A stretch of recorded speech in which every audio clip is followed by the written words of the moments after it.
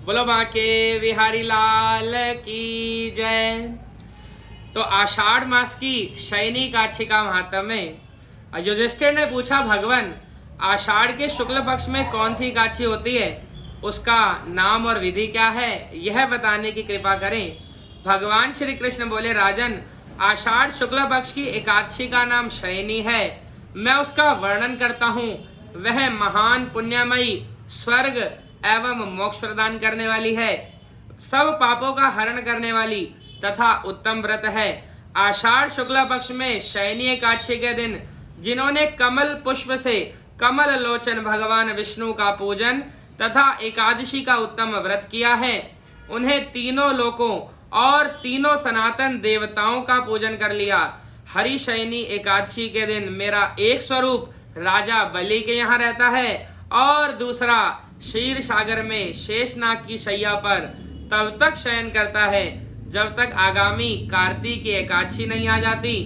अतः आषाढ़ शुक्ला एकादशी से लेकर कार्तिक शुद्धा एकादशी तक मनुष्य को भली भांति धर्म का आचरण करना चाहिए।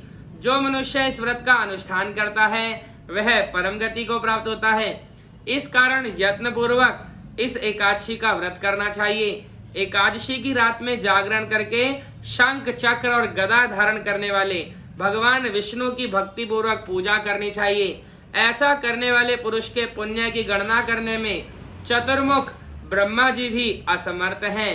राजन जो इस प्रकार भोग और मोक्ष प्रदान करने वाले सर्व पापहारी एकादशी के उत्तम व्रत का पालन करता है, वह जाति का चंडाल होने पर भी संसार में सदा मेरा प्रिय करने वाला है। जो मनुष्य दीपदान, पलाश के पत्ते पर भोजन और व्रत करते हुए चौमासा व्यतीत करते हैं, वे मेरे प्रिय हैं। चौमासे में भगवान विष्णु सोए रहते हैं, इसलिए मनुष्य को भूमि पर शयन करना चाहिए।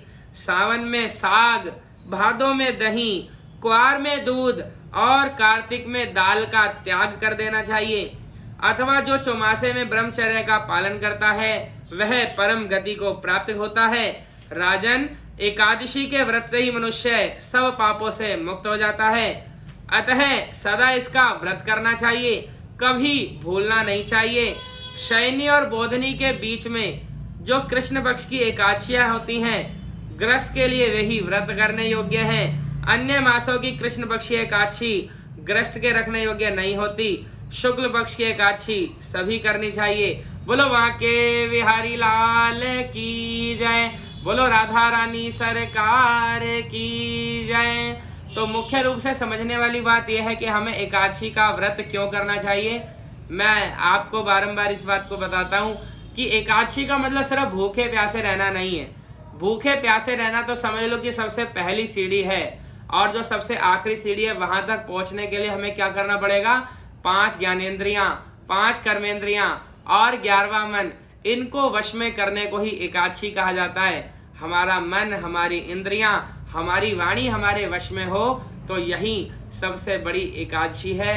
तो सभी एकादशी का व्रत अवश्य ही रखें। जय श्री राम, जय श्री राम, जय श्री राम।